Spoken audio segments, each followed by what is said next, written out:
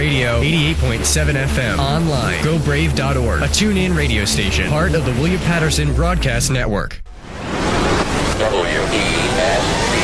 Broadcasting live from Hobart Hall in Wayne, New Jersey. This is The Innovative. I think they're really unique. The Fearless. They have awesome variety. The Kick-Ass. I love Brave New Radio. The Sensational. I've never heard anything like it. This is the one and only Brave New Radio. The views and opinions expressed on this show are solely those of the host and guest and are not necessarily supported by WPSC 88.7 FM, station management, or the station owner, William Patterson University. Anyone wanting to offer differing opinions may do so by calling the show at 973-720-2738. Abusive callers will be rejected. Now here's your program on WP 88.7 FM, Brave New Radio.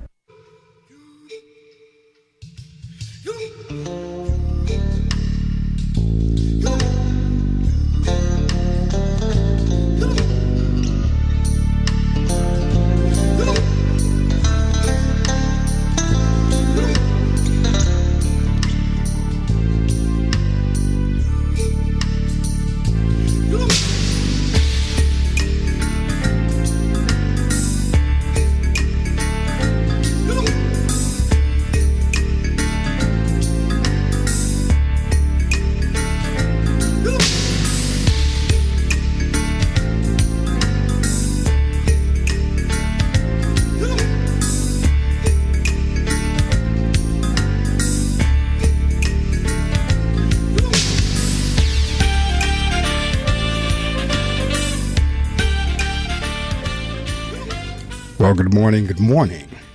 Good morning to you. And if you can hear the sound of my voice wherever you may be in the world, you know you're listening to Marc Medley. We come to you live each Saturday morning from 6 to 7. Well, actually, I'm on the air till 9, but our interviews run anywhere from 6 to 7 to 7:30.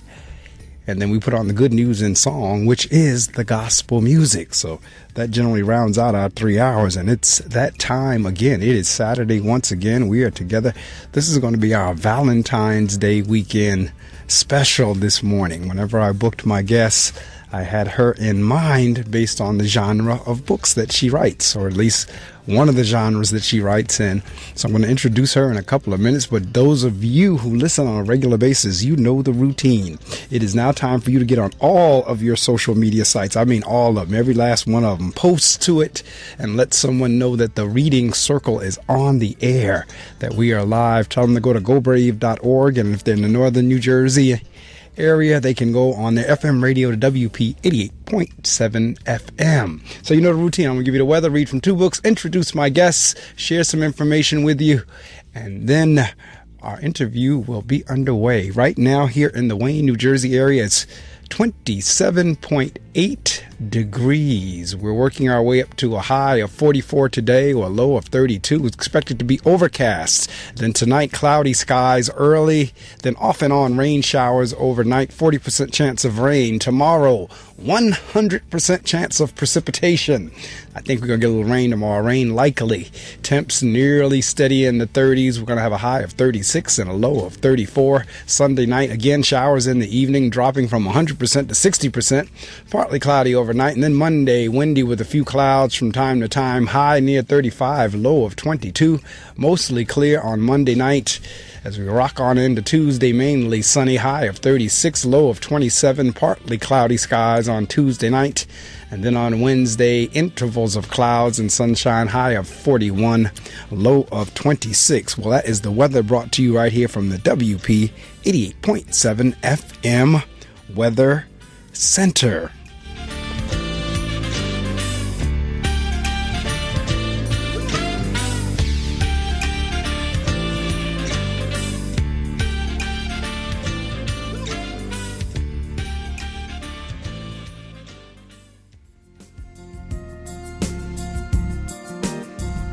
All right, here we go. Reading from our usual 2 books. From the book for today, February 11th, The Power of Being Thankful. 365 Devotions for Discovering the Strength of Gratitude. And that's by Joyce Meyer. She says, facing fear head on. One meaning of the word fear is to take flight. So when we use the phrase fear not, in a very real sense, we're saying don't run away from what frightens you. Remember, you don't have to do it in your own strength. God is with you. You can move forward with a grateful assurance in Him. Whatever the situation is, face it. Don't run from it. Don't try to hide from it. Just meet it head on, even when you feel like you'd rather not. Every man or woman who has ever been given the opportunity to do something great has had to face fear. What will you do when you are tempted to be afraid? Will you run or will you stand firm, thankful God is with you? Prayer of thanks. When I am in a situation where I begin to feel fear, help me, Father, to stand firm in your strength. I am thankful that I do not have to flee. I can stand strong knowing that fear has no control over my life. That's for today, February the 11th. The Power of Being Thankful, 365 Devotions for Discovering the Strength of Gratitude by Joyce Meyer. And our second book that we read from is Until Today, another devotional, and this one is by Iyanla Vanzant. And for February the 11th, she says, I will know love when I realize people will come into my life for a reason, a season, or a lifetime. Leaving just isn't easy. It is unfortunate, and it happens. When it does, we fight it, because leaving someone you have spent time living with and loving is no easy task. In every relationship, regardless of how it started or how it ended, there are so many good things you have convinced yourself could and should keep you together. They do, until the day you wake up and realize the things that once worked no longer do. You know you've changed. You've grown. The little things that once brought a smile to your face are now a burden in your heart. You know what you have to do. You just don't know how to do it. You don't want anyone, especially you, to get hurt. You know that if you could just say what you feel, if you could just move beyond the fear, the guilt, the anticipation of anger, you could close this door. It wouldn't be easy, but you could move on. You know you have done the best you could do. You know you have given all that you have to give, yet for some reason you keep on trying to make it work. Well, here is something that you may not know. When you have learned all you can learn in a relationship, its season will end. When you have healed what you came into the relationship to heal, its purpose has been fulfilled. When a relationship is over, it is over. Hanging on will only make the days ahead darker. Until today, you may have thought the ending of a relationship was a difficult, challenging, or unnecessary experience. Just for today, be devoted to acknowledging and accepting all that you have had to learn and all that you have healed. When you can be grateful for those things, it will be easier to let go. Today, I'm devoted to acknowledging lessons learned, blessings earned, and wounds that have been healed. That's from the book Until Today, Daily Devotions for Spiritual Growth and Peace of Mind. The author is Iyanla Vanzant. And speaking of authors, I have one on the line with me. She called in right on time. I always ask our guests to call in at 5:55, and the interview will get started in this time frame, about the 6 o'clock time frame, and phone light up at 5:55 a.m. Eastern Time. And the other person on that end was Olivia Linden. She is a native New Yorker, was raised between Queens and San Antonio, Texas. Her creative itch began when her elementary school principal posted one of her stories in the halls of her school. She was only 7 at the time, but old enough to understand how integral writing would be to her future. From that moment on, reading and writing became her two greatest passions. Olivia no longer is a newbie to the industry, but she never has stopped writing since she found her literary voice all those years ago. Jaded Hearts, her first published novel, mixes her big personality with a novel, shall I say, sexy yet humorous tone. It is her philosophy that laughter, I know that right, is essential to making it through even the toughest situations. She was born in New York, as I said, but raised in both Queens and San Antonio, and as a shy young girl, writing was her creative outlet. Many plays, short stories, poems, and even a few comic strips were created from her love of writing and reading books. She also loves to blog about relationships and social issues when she has the time. Reading is her first love since the age of 8. Like I said, she's read hundreds of books from all genres. She says, I can get lost in a good story and have to finish reading the book in one day. Writing is my second love. Once the seeds of a story are planted in my mind, I have to see it bloom to the very end. I tend to write just like I think, so any subject will have a hint of humor to it. I can't help it. Ladies and gentlemen, welcome to the Reading Circle microphones, Olivia Linden. Olivia, good morning. Good morning. How are you doing this Very frosty morning? Yes, this frosty cold morning. If you're in the New York area, you got the same snow we got then. Yeah, gotta love that snow. Wasn't it just 60 degrees about 2 weeks ago? It was 60 degrees 2 days ago. The day the storm hit. The day the storm hit, it was like 60 degrees. You're right. This weather is crazy. Yeah, it really is. It was like 60 during the day and then snow, the rest of the evening and the next day. So, yeah, it was, it's wild. I guess it goes along with everything that's going on in the world. It's just crazy, right? Yeah, it is. So, all right, this is what we're going to do. I'm going to share some information with the listening audience. Then we come back, and then we're going to kind of like roll that tape all the way back to like when you were 7 or 8 years old, and we're going to work our way up to your latest novel. So, all right, listening audience, you know what to do.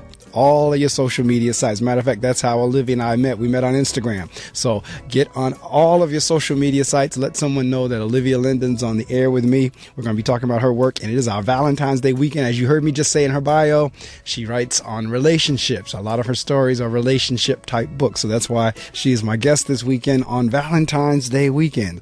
Don't you dare move. Get on all your social media sites. Let them know that the Reading Circle is on the air. Tune in to GoBrave.org and WP 88.7 FM.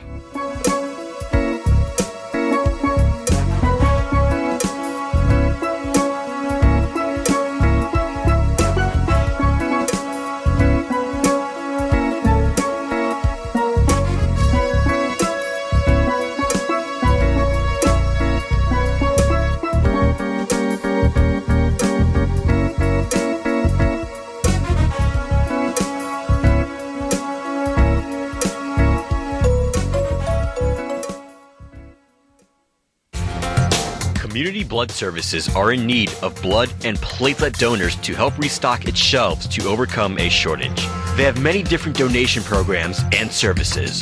You can donate at one of their locations or organize a drive at your own place of business, worship, school, or even one of their blood mobiles. Make a real difference in someone's life.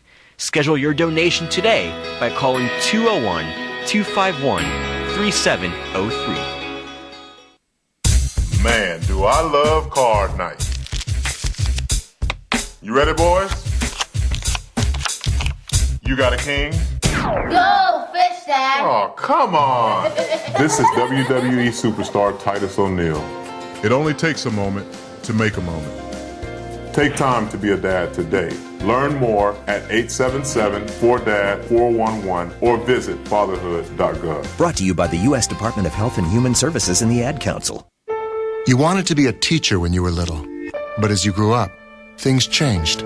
Teaching just didn't seem like the best option anymore, so you decided to become something else. But what would your 12-year-old self say? Interesting and innovative things are happening in teaching today, so it's time to put it back on your list.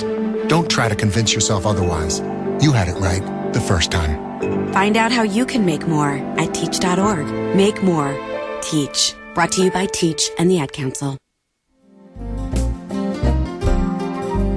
Welcome back to the Reading Circle with your host, Marc Medley. We're heard live here on Saturday mornings from 6 o'clock a.m.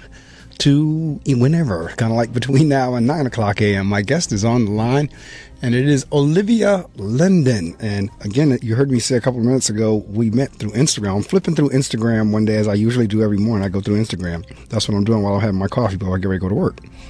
And I see this attractive young lady, a picture pops up, and I start going through with the little hearts, liking and everything. So then I start reading her bio and says she's an author. I'm like, oh, okay, she's an author. Let me see what's going on. So I find out what her books are, and I said, okay, she would be perfect for Valentine's Day weekend, since Valentine's Day is coming up within this week. Between now and next Saturday, we will have celebrated our day of love, Valentine's Day.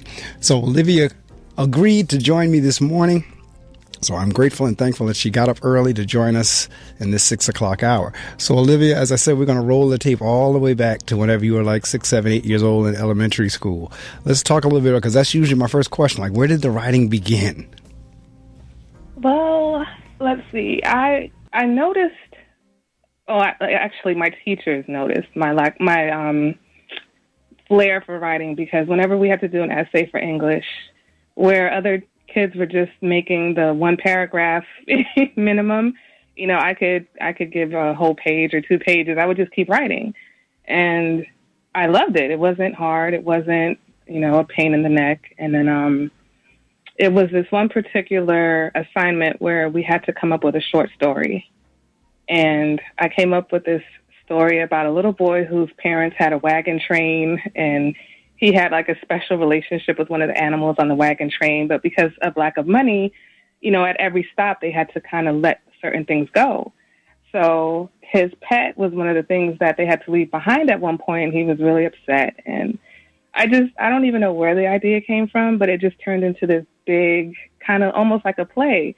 And my teacher said, "Did you do this by yourself?"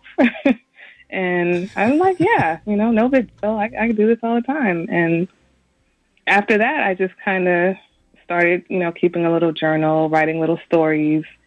I like to turn my favorite stories into plays and have my friends act them out. So it just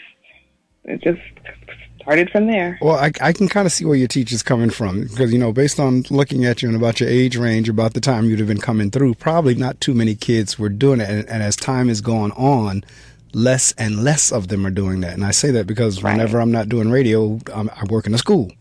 And one of the biggest challenges we have right now in 2017 is to get children to read and to write. I mean, especially to develop it as a passion. Every now and again, we might get a child to do it, but it's not often. And now they're competing with, you heard me talking about social media, but we're competing with social media and the computer and all the video games and the apps and so forth. So it's rare that we come across a child that really takes on reading and writing as a passion. I'm not saying there's none out there, but I'm saying it just doesn't come along. And my guess is probably about the time you were coming along, it wasn't too many either. That's probably why your teacher and principal was amazed. Could be. I mean, I have my son, and I fight with him all the time because just the thought of reading to him is just so boring. You know, everything for him has to be instant stimulation. He wants to play a video game. He wants to watch a movie. He wants to get on his phone. It has to be something that, stimulates him right now. And, I told him, I said, just start off with something you like. You like history? Then just read a couple of history books, and once you get into that, then you get into the habit of reading. You'll like it. Right. Yeah, it's a hard sell. I'm telling you, I work with 500 kids every day. And see, the reason for this show's been on here now 16, 17 years, but that's where the show started from, was to generate an interest in reading for those who don't like to read, and for those who do like to read, to keep it going. To like, okay, you know what, every week I'm going to bring you another author, and the hope is you'll go out and purchase his or her book whenever we're done talking. And, people actually really wind up doing that. They go out and now they can download it. So not even have to go to the store, they can download it. But that's the hope, that we will continue to encourage reading, even in spite of everything that the competition, because you're absolutely right. We are in a population now where everybody has a quick fix, that microwave solution. Everything has to, the attention spans are like that of a gnat. I mean, that's where attention spans are right now. Like, nobody can do anything beyond 10 seconds. Sometimes myself included. It's like, okay, I got to be on the phone. But so you're coming through, and you touched on something there when you shared about your story. Again, something that I kind of think technology kind of has interfered with, and that is imagination. Because I sat there and listened to you just now talk about the story you wrote about the little boy, and it's like that you had some heck of imagination. And I still do, but yeah, it's funny. It's when you have downtime, when you have quiet time, and there isn't a TV, there isn't a telephone, there isn't a cell phone, there isn't a radio. You have, your mind has that opportunity to create, and that's unfortunately what a lot of children don't have nowadays, unless you ground them, or it's like a punishment almost for them to just have some time with themselves. And I'm the type of person where I spend a lot of time with myself. I need me time. I need quiet time. I need downtime. And, you know, I think a lot. So sometimes some of that stuff has to come out.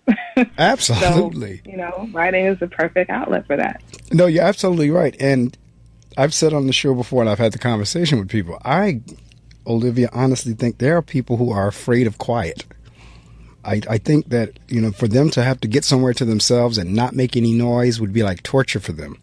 It's scary. They're terrified. It's like, what?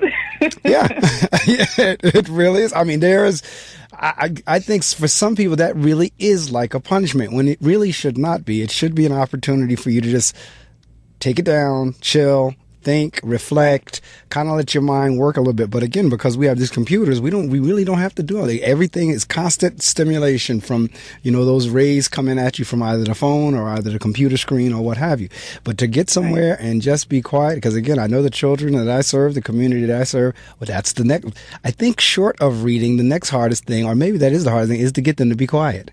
I mean, we can get them in a classroom and try to get the whole class quiet. Somebody has to be doing something. They got to be tapping their foot. They got to be tapping their pencil. They got to be laughing or giggling. There's got something to be making some noise. Something has to be happening, right? Right. Like total silence, I think, honestly scares some people. Like me, I can get up in the morning and not put on a thing. I don't have to put on any music. I don't have to put on any radio, no television. I can just walk around the house quiet. I can do that and it doesn't faze me. Others, as soon as they get up, they got to have the music and the radio on. Right. But you know, I noticed, though, I get burnt out. I get burnt out with all the stimulation, and I know when it's time to take a break because I just absolutely don't want to go on the internet. I don't want to listen to any music. I don't want the phone to ring. So that's when I know it's like, okay, it's time to take a break. You know, open a real book, not even go on your Kindle, get a real book. Right. And there is a difference. Now, I declared whenever Kindle came out that I would not like it. I declared, there's no way I'm going to like that. I give me my book in my hand. But then I did download them on my iPad on the Kindle app, and what attracted me was the convenience, because I used to carry a bag of books with me everywhere I went. And then after the Kindle, I was able to, I have 200 plus books, yours included, downloaded on my iPad. So wherever my iPad goes, I always have something to read. But beyond it, you're absolutely right in terms of just having an old-fashioned book in your hand that you actually have to turn the pages to. Because even reading it, it does something, it processes differently in your eyes. Right. So okay, so we've established you have an active imagination, and you've been doing this now since you was a child, and you didn't lose the love for it. So you actually kept writing through high school and further? Yeah, through high school up into my early 20s, it was more self-reflection. It was more of me writing my diary, and I kind of like illustrate or get a little bit elaborate with the stories. And then after that, it was a poetry focus. And I had a book idea for years. I just never did anything with it. And it was after one of these very popular romance books came out. I don't like to say the name, but I read that book and I said, you know what? I can write a book. And it's interesting you would say that, because I mean, I think people tell people all the time, they tell everybody you have a book in you, but it is first off, it's a process of getting it down. But you're absolutely right in terms of reading somebody else's work and then saying, I'm going to give this a shot. I'm going to give this a try. So when you had that epiphany and you came to that realization, kind of like, what'd you do? Well, like I said, I had this story that 5 years prior to that, I had come up with a story. I wrote down the character names.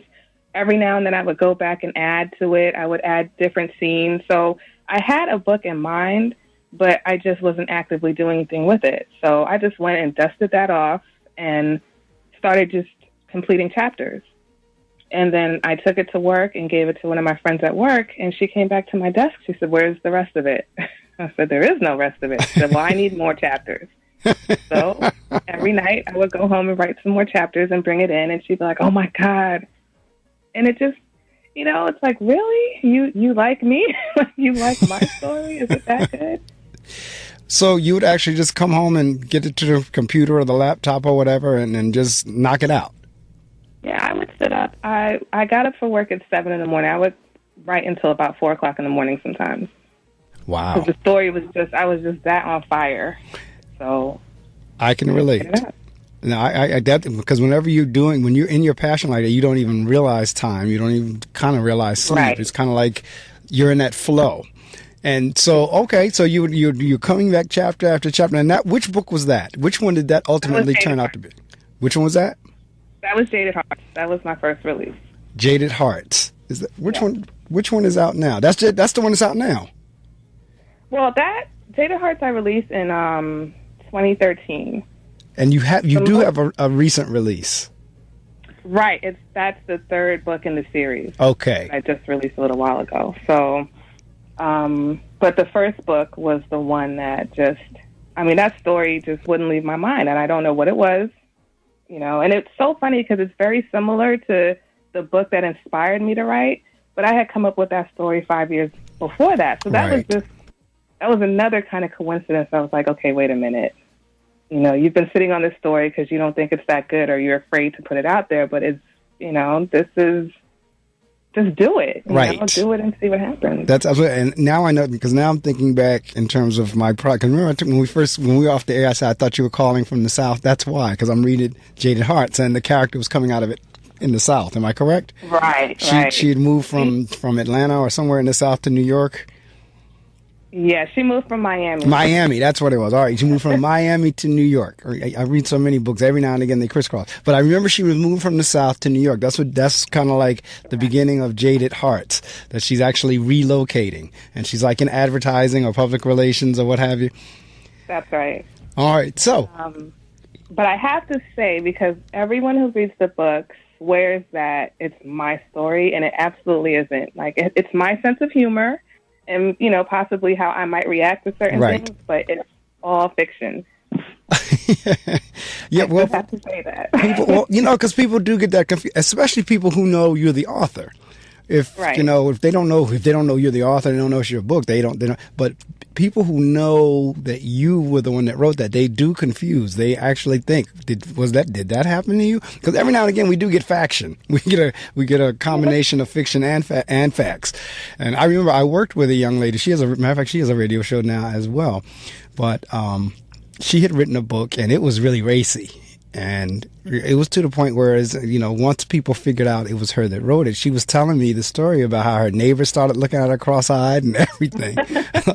Like, the people who lived downstairs under her, like she was in an apartment complex, the people that lived under her would see her and, like, give her this strange look. But, and people look at you different. They're like, where did you get this from? Like, you didn't make that up. You did that.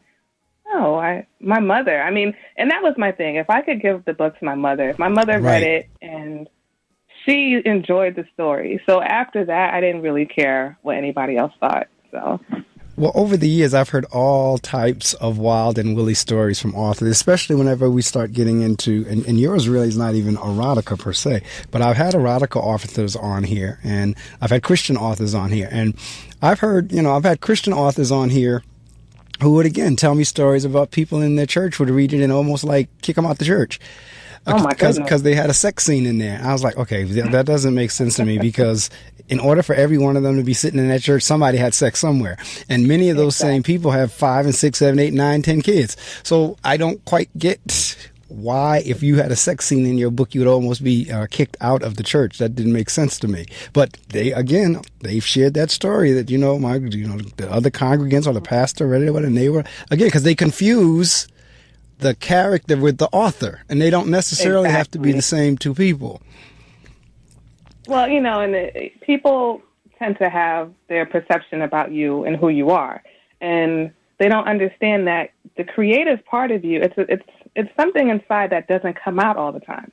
There are some people who, maybe if they're performers, then you might see their creativity a little bit more. But, people who are thinkers, there's things that you never see, you never know about them. So when you finally get to the point where you're expressing that creativity, whether it's through music or writing, it usually shocks people because it's a part of you that isn't normally seen. So, I used to read a lot of romance books when I was younger. So sometimes I'm writing, and I don't even know where this stuff is coming from, but it's just those memories, Right. It's just I'm open to all experiences, even if I haven't had them. So it's not hard for me to write about. I don't want to limit what I can write about, so I'm not going to limit the sex in a book or, the violence in a book. If that's what the story is, if that's the direction the story's going in, then I'm just going to go in that direction. So you touched on something I usually ask as we get closer to the end of the interview, but I'm going to go ahead and ask it at this point since you brought it up in terms of creativity and not knowing where that came from. Do you ever go back through and reading any of your books or any of your writing and say, I don't even remember putting that in there? It's not even so much don't remember, because I tend to read, if I write a chapter, I reread it immediately. I write the next chapter, I go back and read the last two. So it's not so much I don't remember, it's so much where did you get that from? I do that to myself sometimes. It's I'll read stuff and be embarrassed. Oh my gosh. Who wrote this? Well, I guess that's what so maybe whenever I pose the question away of not remember, that's what I'm trying to get at, is wow, this actually came through me. I don't even wow, I wrote this. And the reason I can ask this question, because the music that's playing behind us right now, I've released 2 CDs, musical CDs, because I'm a musician also. And there are times when I'll listen to it, and even now, because the things are 2 and 3 and 5 years old, but I'll listen to something that was played and say, wow, I can't believe I played that. And because when you're in the flow, when you're in the moment, like you were talking about the writing from, staying up till 4 o'clock in the morning, you're in flow. It's just flowing through you. That's right. And then when you go back and read it again or listen to it again or whatever, it's wow, I can't believe that came through me. It's true. It's true. I know a scene isn't working when I'm thinking too much. I know something's off when I'm actually, thinking what comes next. Then I have to stop. You can't really stop. You have to keep writing, but sometimes I'll just take a little break, because it's okay, you're forcing it. Right. And this is not what you want. So in terms of character development, because again, a lot of my questions are based on, years of doing this, and we do character development as authors. And I have, again, heard some really funny and crazy stories in terms of authors when they're developing their characters. I mean, from the standpoint of they live with me, they eat with me, they sleep with me, they ride on the bus with me, they're with me at work, they're, when I come home at night. I've heard that. And then I've heard where one author was sharing with me how he actually had intended to kill a character off and then began to like the character so much couldn't do it and had to rewrite chapters and the ending because they couldn't kill his character off. What do you do when you're going through character development? Okay, so I have boundaries with my stories. So my characters, they can't be with me all the time. I have a break. So they don't eat with me, and they don't, we don't go out together. But I do get flashes of pieces of the story. So. And it's hot, and you're like, oh my God, this has to be written down. And it's not so much I see them as people I know, but I get a character in my head and their personality. Right. And you can kind of say, oh, you know what, he would do this in this situation, or she would do this in this situation, or she wouldn't do this. And so you start writing in that way, wait a minute, this person wouldn't talk like that, or they wouldn't. So that's funny, because it's you made up this whole person. Who is this person? Whose personality is this? Where did they come from? But that's well, just like we were talking about, people will think you're writing about yourself. Have you ever had anybody read your work and say, was that me you put in there? Yes. And I'm don't flatter yourself. Please. Wow. But I thought about writing a book that was based on real life, and that was the hardest thing. I can make something up from scratch. To try to get real life to roll into fiction, or to write it in a way that doesn't offend someone, or doesn't blow someone's cover, it's just too difficult. Right. So, maybe one day, but right now, it's not on my agenda. If you've just joined us, this is the Reading Circle with Marc Medley right here on WP 88.7 FM, and we web stream around the world on gobrave.org. So anywhere that you are in the world on this globe, if you have internet connectivity and speakers, headset, whatever device you're on, you can catch the show. All you got to do is go to gobrave.org. My guest this morning is Olivia Linden, and we're talking about her work, and a lot of her work is on relationships. A lot of the stories that she writes are in that romance genre. So since this is Valentine's Day weekend, that's why I invited Olivia on the show, and that's what we're talking about is her work and how she comes up with the characters and the storylines, so forth and so on. I am actually reading her first work, Jaded Hearts, myself. It's a part of the Jaded Hearts Club, Book 1. And I'm reading that one. I intentionally went back to the first one because that's what I was asking about. I know there's something since then, but I intentionally went back to the first one because I wanted to see what the first story was about so I can keep up with the series when I go to book 2 and the next one and so forth and so on. Interesting story about a young lady who relocates from the South in Miami to the North, New York, and her experiences with her girlfriends and folks that she meets along the way on her job. And it's one that you, especially like during this weekend, during this time of in the year, Valentine's, love, romance, and all that. What story you'd like to read when you want to have like some data? Because even Olivia, there's some differences in types of reading. I mean, there's like your intense reading that you might have to do for work or for school or what have you. And then there's kind of like some pleasure reading where you just kind of like can get away. Like, you know what? I feel like I'm in that story. Well, her book is one of those type of books like, you can just kind of read that along the way to have, to relax, get yourself a glass of wine or coffee, whatever it is you want to drink, and kind of have the book in hand and kind of go along with the story. See, let's see where this goes. Let's see where it takes this young lady. Right. Because you do kind of wonder, like, okay, what's going to happen next? What adventure is going to come up next based on the people that she's meeting? All right.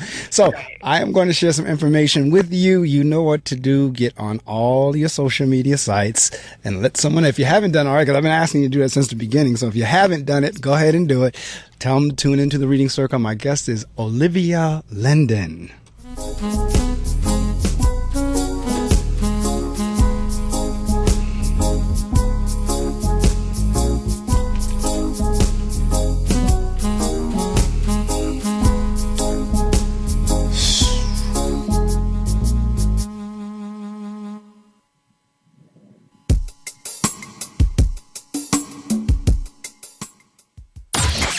Girl with the Rock Show. So there's been a lot of debate about Aerosmith's best album ever, and it came straight from Steven Tyler and Joe Perry themselves, saying that Rocks was one of the best albums. I have to disagree. I feel that Pump may be better than Rocks because there was a lot of great songs that came off of Pump, and it was just the road to the Rock and Roll Hall of Fame from there. The Girl with the Rock Show. Fridays from 7 to 9 a.m. only on Brave New Radio. How can I make money in the music business? Why copyright? Should I make a CD anymore? Trying to break into the music and entertainment biz? Wondering how the business works? Wondering how guys like Elton John and MC Hammer go bankrupt? Why am I not making any cash? Tune in to WP Brave New Radio every Wednesday night at 8 o'clock. Hang with the university's music business faculty hosts, me, Steve Marconi. And me, Dave Phil. Plus, we'll have industry guests and students from the music management program. How do I get gigs down at the shore? Call in with your questions and hear the latest in industry happenings. How do I get my music on iTunes? How do I get on a tour? It's Music Biz 101 and more every Wednesday at 8 p.m. Only on WP Brave New Radio. Your secretary's got our checks, right? Mine's direct deposit, I think. You're listening to The Reading Circle with Marc Medley on Brave New Radio.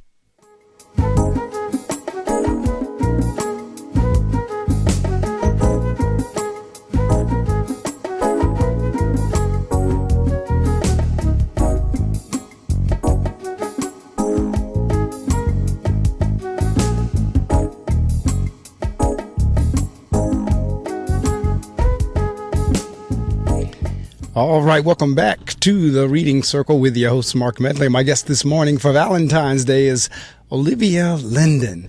Now, Olivia, I just pulled up the Amazon version of Jaded Hearts, and I laughed because it says, warning, this book is not suitable for the faint of heart. There's lots of drama, steamy sex, and not one but two smoking hot men for this heroine. I had to put the disclaimer out. There you go. I didn't want anyone complaining, oh my gosh, this is too much, this is too much drama. Yes, there's a lot of drama. It is what it is. Well, you know what? In 2017, unless you're somewhere under a rock, I cannot see anybody being shocked by drama. You would be surprised. Yeah, well, you know what? I probably would. Some of the messages, at one point, I really had to question. I'm like, is Jade a real life person? Because I was getting messages in my Facebook inbox and emails, you know, about asking questions about the relationships and why did she have, like, you know, 2 men, and why did she do this, and why did this happen? And I said, because you read it and it made you do this. It made you feel some type of way. That's why it happened. It's not real. Like, I'm sorry. I can't call Jade and ask her why. Right. It doesn't exist. Well, and again, that's what a good TV show, movie, book will do. It will get you so involved you will almost feel like they're real. I mean, that's why you have the popularity of shows like Empire and Scandal, and back in the day, soap operas, and there used to be a time when it was Dynasty and Falcon Crest and Dallas and all those. I mean, so obviously, if you're getting that kind of feedback, that means you've done your job well. I hope so. I think so. You know, I mean, I saw the second book, she picked which of the men that she actually wanted to be with. And I got bad reviews, and I got all types of hate mail over her choice. And I thought it was great. At first, I was a little offended, and, you know, it hurts. It hurts to see someone give you a negative review. But after a while, I kind of said, you know what, at least they felt something. Because there's nothing worse than somebody reading your book and saying they couldn't finish it, or it didn't hold their interest or whatever. So I said, you know what, good or bad, you know. Exactly. That's exactly where I was going. There's no such thing as bad publicity. There's no such thing as bad press. So even if, there's in a crazy kind of sort of way, there's no such thing as bad feedback. At least you're getting some feedback. Exactly. Which means that somebody read it. So in terms of your cover art, and the cover art on Jaded Hearts, did you get to choose that, or did the publishing company do that for you, or did you self-publish? How did the whole thing, now that you decided to take it off the shelf and put it pen to paper, how did it all come together? Well, I self-published Jaded Hearts. I self-published most of my books. And the cover process, I mean, the first cover for Jaded Hearts was literally like a Microsoft Paint cover. It was terrible. It was horrible. But I didn't really know what I was doing. Like, someone said that you could self-publish, so I kind of did a little bit of research. And, you know, I put the book on Amazon and I slapped that cover on it. Then I went back and had professional covers done, and they were gorgeous. They were beautiful, but they didn't really match the story. Right. So I had to make another decision. So I actually did these last covers, and you know, they're simple. They're not a lot of details to them, but I felt like anybody reading the book would know automatically that, okay, this is a little bit grown. You know, this is an adult story. This is not your typical, you know, soft romance. Yeah, and it kind of, because you self-published, you kind of went now, at least now I know where to go in terms of my next questioning, especially since you just said, I didn't know what I was doing. For a lot of folks, whenever they're publishing their first work and they're getting into self-publishing, they are kind of feeling them way through. What was that process like for you? Because now, okay, we've worked our way up from being 7, 8 years old, writing poetry and diaries and journals. You now take the book off the shelf and now you get ready to publish. So what, that whole self-publishing process, what was that now like for you? What was that experience like? You know, it's different every book. There's some books that it's such a simple process. You know, you write the story, you get it edited, you know, you kind of have the cover in mind. And then there's some books that for whatever reason, it's very stressful. You're nerve-wracked. You're scared to press that upload button. You can't get the cover exactly the way you want it. You know, so that's the thing with self-publishing is when you have to do everything yourself. Right. You can streamline the process based on how you work, but it's usually going to be different. I don't know if it's the story itself. I don't know if it's your mindset going into it. It could just be me, but I know that every self-published book has been a different process, a different experience. So when you came up with your titles, well, I mean, which came first? Did the storyline come first or did the title come first? Because I'm looking at, and again, I'm keying on your first work, Jaded Hearts. How did you come up with that title for the book? Okay, the storyline came first, and I guess it was, her name was Jade, and I was cheesy and wanted to incorporate that into the title somehow. And at first, I had jaded intentions. At first, I was going to make the book a lot more suspenseful. Right. And I changed that. So I thought about it, and I said, okay, she's a little jaded from her first relationship. And both of the guys that she was dealing with, they both had, like, different relationship issues. Right. And I thought about, future characters, and I said, okay, you know what? Jaded Hearts Club. Like, most of these characters have some type of issue, with a relationship, or the relationships have a lot of drama. So I felt like that name would fit the course of the series, not just her particular story. Did you major in language arts or English in high school? No. No. The reason I'm asking is I always love a play on words. When I was teaching, I was a language arts teacher, and that's the side I generally fall on, even as principal. I always kind of like migrate towards the language arts teachers. But I always love a play on words, and your title is a play on words between the character being named Jade and the struggles that the characters are going through and them being jaded, so forth and so on. So that's why I asked, because it works. Jaded Hearts. And again, this is Valentine's Day weekend, so we're talking about relationships and hearts. So it fits right in. So now, when I'm going to ask this question and then move on to the next work. When Jaded Hearts, because you self-publish, so even with self-publishing, and isn't it available in a paperback format or no? It is. It is. Okay. So at some point, the delivery person had to bring a box to your house that had copies of Jaded Hearts in it. The final one, not the proofs, but the final one. What was that like for you when you opened up that box and you put that book in your hand that has the young lady on there with Jaded Hearts and your name, Olivia Linden, there on the bottom? What was that experience like for you? It was like, it's almost like Christmas. It's almost like that Christmas where you got everything that you asked for. Like I saw the book, I hugged it, I gave it a kiss. It was like, wow, like you did something and I did something and I could hold it in my hand. It was mine. Right. It was an incredible feeling. It is. Usually it's very hard for folks to put it into words. I know I haven't been able to describe it yet, because I know when my box of CDs got to me, I ran around the house. I was holding them up in the air. I was like, oh my God, it is like it's like the Lion King, yes. And for anybody, if you haven't produced or created anything like you heard Olivia talking earlier, in terms of having something in your hand, in terms of your name is on it, it came through you. Because that's the other thing. It really does. Anytime you're doing anything creatively, you're exposing, for the most part, a naked side of you to the rest of the world. You're letting people in on something that's you.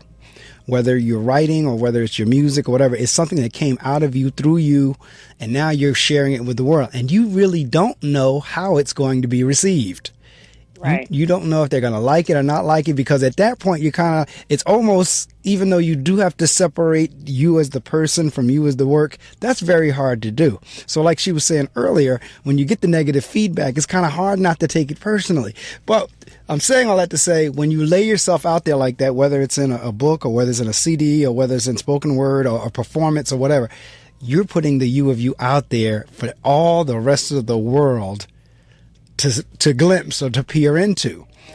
And so it is exciting, as it is kind of like, you struggle with that, not taking things personally, but it is an experience that's just very hard to put in words. I always and I never had a child, because as a male we can't do that, but I always kind of liken it to, it has to be similar to giving birth to a child. It has to be in that same realm, because in a sense, you have given birth to something that came out of you. Right. And that love, that feeling, that, oh my God, this is mine. It's very similar. It is similar. Doesn't hurt as much. I was there for 2, so I know. I had a new respect for women. After being a part of that experience, new respect for, like I said, like the men always laugh, said, if it was left to men, there would be no kids in the world. Right. If men had to have them, trust me, they wouldn't be there. Because I don't think men have that tolerance for pain that women have. Not from that experience, at least. I mean, I don't think women really have it either. We just don't have a choice. You don't have a choice. That's it. You're right. So as you moved on from Jaded Hearts, what was the next project after that? Because I know you have some compilations, or what do they call them whenever multiple authors feed into it? I'm trying to think of the name. I know what. That's the only word that's in my head. It's a box set. Yes. So I know. So when you moved from Jaded Hearts, did you move to like Jaded Hearts 2 in the series, or did you move to one of the books where there's a bunch of you together, a bunch of different authors that contribute? I moved to number 2 in the series, and then immediately after that, I worked on a box set. No, actually, no. Did the box set come next? I think I did a short story in between there, but the box set was after book 2. I know that. So that was another novella that I actually got the rights back to it and published myself. But that was a great opportunity also to, it was 10 authors that came together, and it was about, I think, taboo stories. Okay. You know, so not quite your typical romance. And, you know, that was interesting because in that time period, I was actually speaking with a lot of different authors, like throughout different genres. Right. So it was really interesting to get, you know, different perspectives on, you know, stories and writing and how people did things. But that was a lot of fun doing that project. So I'm looking at the series. We had Jaded Hearts, then we have Only Her Heart, and then Forever Her Heart. And all of these are part of the Jaded Heart series. And are they continuations? They like one, like I know, so apparently I know you said in number 2, she makes a choice. So do they must continue on then? Well, what happened was I did 2 books, and part 2 wound up being almost twice as long as part 1. So I actually went back and separated part 2 into 2 books. So she really doesn't make the final choice until book 3, but in book 2, you kind of see in which direction she's going in. Okay. So, yeah, you know, the story becomes less about the love triangle and more about her developing a relationship with the person that she chooses. Now, my guess is you get the questions in terms of the characters because even though it's fiction, it really does happen in real life. Some of those same scenarios that you're writing about, they're real. Right. All the time. Yeah, so that's why people, I guess, are kind of like, you know, I can relate to this. Or, okay, because that's another, you know, have you ever had anyone come up to you and say, whew, I thought that just happened to me, or one of those like, girl, did you know that was? Did you ever get one of them like, whew, that was my story? Yeah. I think you know me. I tell you my story. Yeah, I've got a couple people, and I'm like, no, you know, this is very typical. It happens all the time. But you know what? Mainstream, they don't tend to write, you know, these off the cuff kind of stories. You know, it's boy meets a girl. You know, one of the characters falls madly in love with the other, or they fall madly in love with each other. And it might be an easy ride or it might be a rocky ride, but the story is about these 2 people. Right. And yeah, that does happen also in real life, but in real life, you know, you meet somebody that you really like, but you really love this person. It's just that you guys can't get it together. Right. So, I mean, you know, it gets messy sometimes. Oh yeah, it gets messy a lot. That's why I think people connect so much. A lot of times it gets messy more times than it does not messy. Exactly. But that's why I connect. So what's up next? Any new projects coming up, or because do you write full time, or is this kind of like your passion on the outside of what you do for your living? No, I actually left my job. I don't know how smart that was, but I left my job to write full time. Good for you. Yeah, I was in a position where I could do it, and you know what?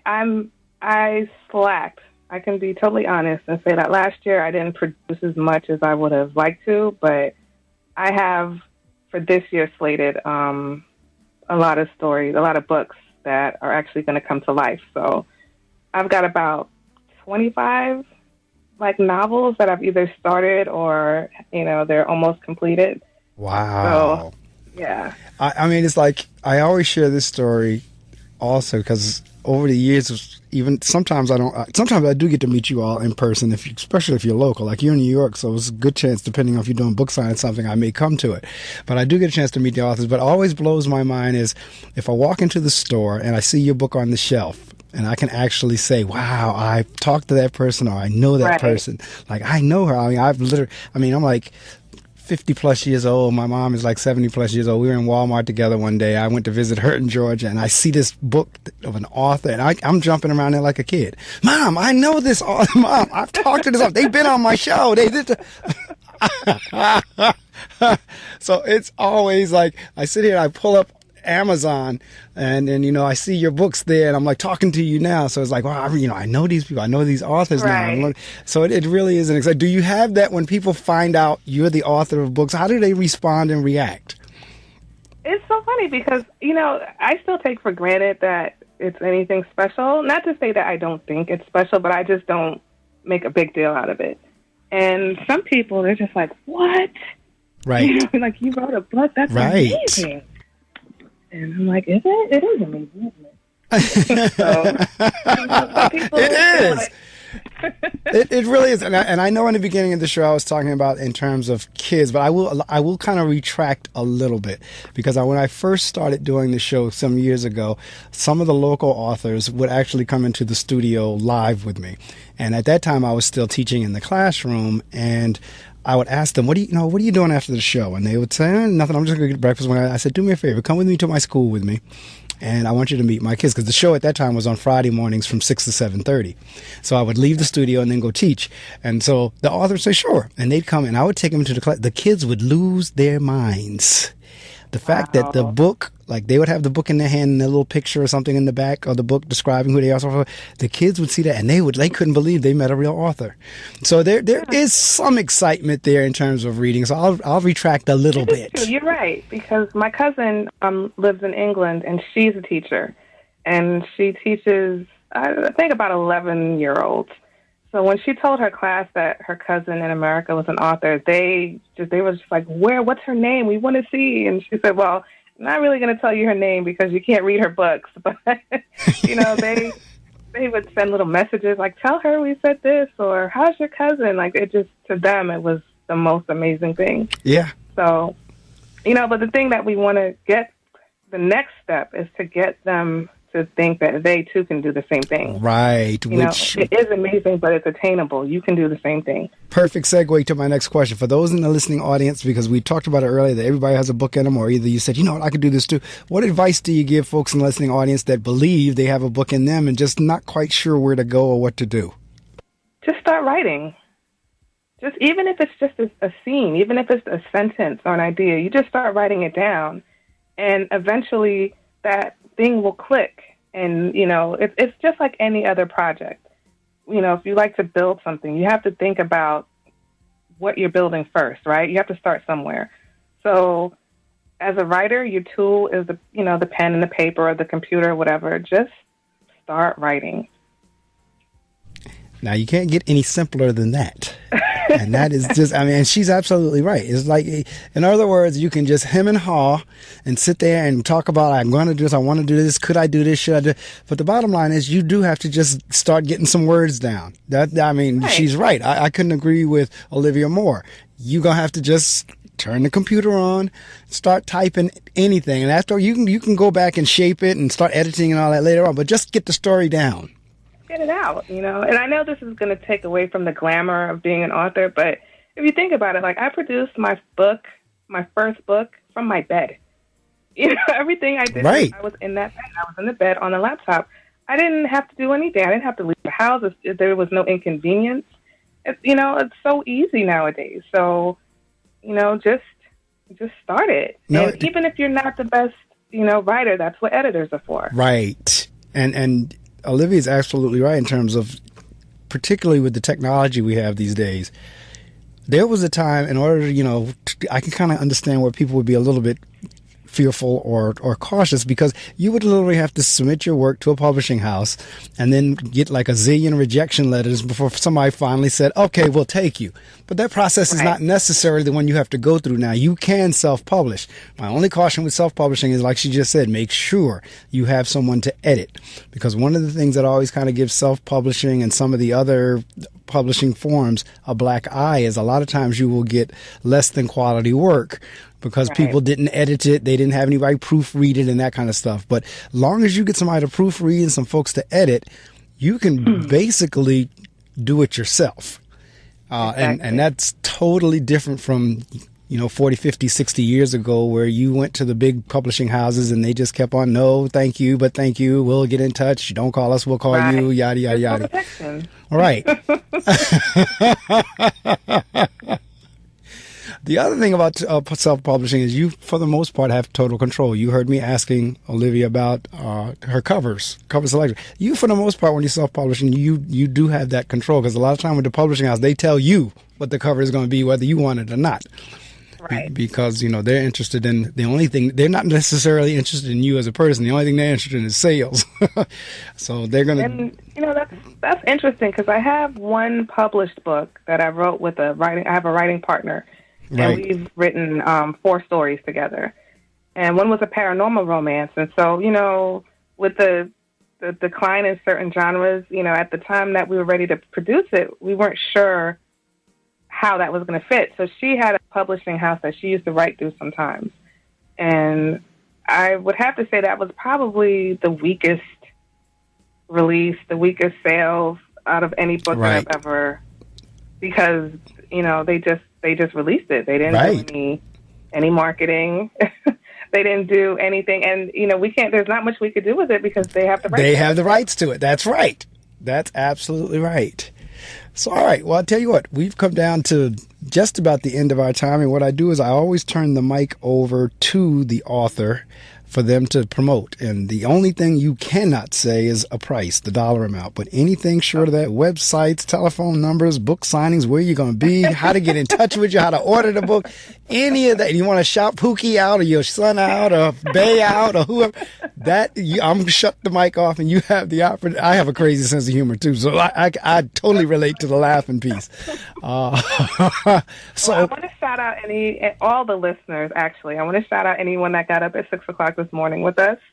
And specifically, I know my friend Patricia's listening right now, so I want to say hi, Patricia. But as far as contacting me, you can find me on my website, vialinden.com. All of my books are published on Amazon. Let's see, I'm on Twitter, I'm on Instagram. Everything is either under Via Linden or Olivia Linden. And, as we discussed, I just would like to say, anybody out there that has a story in them, get that story out. It's the world needs more stories. We need diversity, and if it's in you and it's something that keeps coming back to your mind, then just go with it, And there's so much support online now for authors, so many different groups, so many, self-publishing tips and, support groups. So it's so much easier than you think it is. And thank you, Mark, for having me on today. This was great. I had a really good time. I'm glad you did, because like I said, I have a quirky and crazy sense of humor too. I let her laugh, and I can see the humor in some of the most morbid things. Because I honestly believe, that whole laughter line that you had in it is so true. That anybody knows it. People know me they can see me like a mile away or hear me a mile away by 2 different things. I have a very distinct walk because I bounce when I walk, so people can see me a mile away and say, "That's him. That's Mark coming." We can see the walk. And the other thing is I have a very distinctive laugh, and so people hear me he's in the other room. I hear him laughing, and I'm generally laughing all the time. And there's just some things that'll make me laugh that I just won't quit. But it is so important to have a sense of humor. I really don't do well with folks who don't have a sense of humor. I mean, who just never smile, face always look like cracked ice. I struggle with them. But I guess diversity makes the world go round. But as Olivia said, you have a story as you can walk in any bookstore you want, or now with all the books that we can download, and one might say the last thing the world needs is another book. Not true. Nobody can tell your story like you can tell your story. And books, and I share this with all my authors, you have the opportunity to leave a legacy. Like right now, Olivia has a legacy that 10, 15, 20, 30, 40, 50, 100 years from now, Jaded Hearts and all the rest of the books will be around in one format or another. We'll be gone. We'll be dead and gone. But somebody's going to pick up that book. So that's a legacy. You have the opportunity to leave a part of you in the world long after you're gone. And so no one can tell your story like you can. The technology's out there. It's just a matter of you having the will and the desire to do it. Olivia, I thank you so much. At least I'm glad you're on the East Coast. I'm always appreciative of my guests because it is an early morning show. The good news is for those who didn't rise, I do tape it, and then ultimately I put them on YouTube so I have a whole YouTube channel where all the shows are archived so folks can go there. I will email you a copy of the link as well, and you can do what you want with it in terms of sharing it however you want. Definitely be sharing. And I had a blast as well. You would never know listening to you that it was 6 o'clock in the morning because some people's like, yeah, I can tell it's early for you. But for you, I couldn't tell it was early for you. The energy was there. I had to wrap my mind around it. Trust me. I said, okay, look, it's 6 o'clock. Okay, it's one day, it's 1 hour. You can do this. I saw your Instagram post when he was like, really looking forward to this, and it was like, not with a question mark, and I was like, it must be the time of day.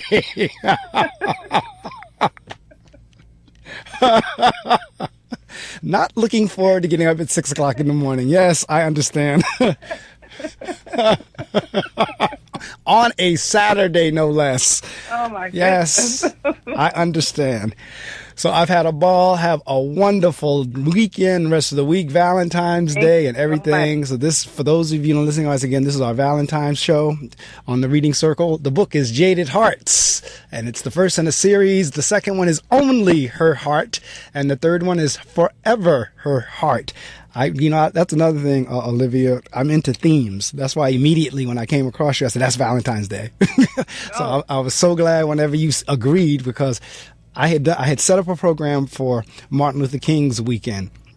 I actually had a friend of Dr. King's, and he was actually the lawyer for the person accused of assassinating Dr. King. And I was all excited about that weekend. I came here and the studio was down. I couldn't believe it. Oh my God. I got here to the studio and everything was down. I could not believe it. You got to reschedule that. Yeah. So I got to get him back on. I mean, because the man is like, I guess, close to 80 and it's got to be in the 70s. Right. Might be over 80. I don't know. But he was actually, a friend of Dr. King. He was the lawyer for James Earl Ray, and he had agreed to do the show. And I had to go home and call him and tell him we have to postpone because the studio is down. And he wasn't the happiest either. Because it was like, he's like probably close to 80 at 6 o'clock in the morning. I don't want to even know what that conversation is like. So yeah, I will get him rescheduled, but I am big into themes, so this fit perfectly for this weekend. And again, have a wonderful one. Thank you so much, and I will be in touch. I'll email you everything, tell you whatever the YouTube links are ready. And again, do what you like with them. Thank you for having me, and happy Valentine's Day, everybody. Thank you. I wish you much success in your writing career, and I'll be most likely once I've read the first one, I'm going to read the other two. So I'll download the other two once I'm done with the first one. All right. Appreciate it. All right. Again, have a wonderful day and wonderful week. Take care now. Same to you. Thanks. Bye.